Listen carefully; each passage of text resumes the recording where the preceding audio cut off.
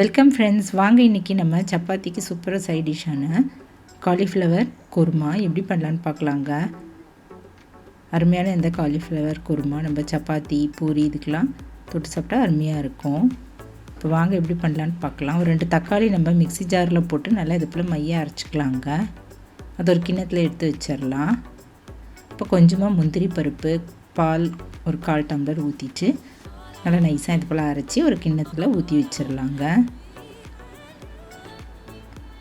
இப்போ தேங்காய் ஒரு 4 ஸ்பூன், சின்ன வெங்காயம் 6, இஞ்சி பூண்டு கொஞ்சமாக எடுத்து நறுக்கி வச்சுக்கலாம். 1 ஸ்பூன் தனியாத்தூள், 1 ஸ்பூன் பிளெயின் மிளகாய்த்தூள். இப்போ இதெல்லாம் நம்ம மிக்ஸி ஜாரில் போட்டு கொஞ்சமாக தண்ணி ஊற்றி நல்லா பேஸ்ட் மாதிரி அரைச்சிக்கலாங்க.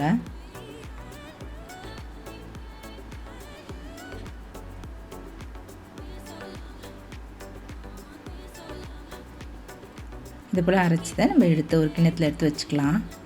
இப்போ பட்டை கொஞ்சம், லவங்கம் 1/2 ஸ்பூன், ஜீரகம் 1/2 ஸ்பூன், சோம்பு எடுத்துக்கலாம். 2 உருளைக்கிழங்கு வேக வச்சு மசிச்சிக்கலாங்க.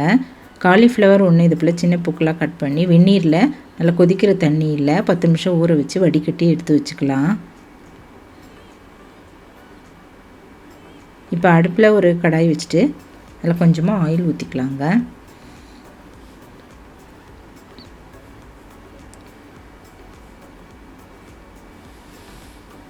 எண்ணெய் நல்லா காஞ்சதும் தாளிக்க வேண்டிய பொருள்லாம் எல்லாத்தையும் போட்டுடலாம். பட்டை, லவங்கம், ஜீரகம், சோம்பு இதெல்லாம் போட்டு நல்லா வறுத்துட்டு நம்ம அரைச்சி வச்சுருக்கிற அந்த தேங்காய் விழுது இதில் போட்டுடலாங்க. போட்டு நல்லா ஒரு 2 நிமிஷம் நல்லா வதக்கிக்கலாம். பச்சை வாசனை போக நல்லா வதக்கிட்டு உப்பு ஒரு 1/2 டீஸ்பூன் அளவு முதல்ல போட்டுக்கலாங்க. பின்னாடி நம்ம பார்த்து போட்டுடலாம். போட்டு நல்லா கலந்துக்கலாங்க. இப்போது அரைச்சி வச்சுருந்த தக்காளி விழுதியும் இதில் ஆட் பண்ணிக்கலாம்.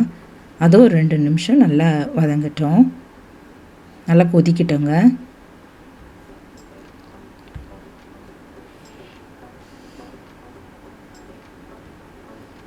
இப்போ இதெல்லாம் நல்லா கொதித்து வந்த பிறகு நம்ம க்ளீன் பண்ணி வச்சுருக்கிற காலிஃப்ளவர், மசித்து வச்சுருக்கிற உருளைக்கிழங்கு அதையும் போட்டுட்டு நல்லா கலந்துடலாம். நல்லா எல்லா இடமும் நல்லா இந்த மசாலா படுற மாதிரி நல்லா கலந்துட்டு நல்லா ஒரு 1.5 டம்ளர் அளவு தண்ணி ஊற்றிட்டு நல்லா கொதிக்க வச்சிடலாங்க. இந்த காலிஃப்ளவர் வேகிற அளவுக்கு நம்ம இதில் தண்ணி இதில் ஆட் பண்ணிடலாம். நல்லா கரண்டியில் இதை கலந்துட்டு மூடி வச்சிடலாங்க. 10 நிமிஷம் நல்லா கொதிக்கட்டும். இந்த காலிஃப்ளவரும் வேகட்டுங்க.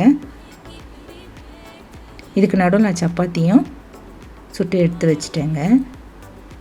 இப்போ இந்த காலிஃப்ளவர்லாம் நல்லா கொதிக்க ஆரம்பிச்சிச்சு. கொஞ்சம் உப்பு பத்தலை, அதனால் ஒரு 1/4 டீஸ்பூன் அளவு போட்டு நல்லா கலந்துட்டு இந்த காலிஃப்ளவர்லாம் நல்லா வெந்துருச்சு. இப்போ இந்த ஸ்டேஜில் நம்ம இந்த முந்திரி அரைச்சி பாலும் சேர்த்து அரைச்சிருந்தெல்லாம் அந்த விழுது இதில் ஊற்றிடலாங்க. இது ஒரு 2 நிமிஷம் கொதித்ததும் நம்ம இறக்கிடலாம்.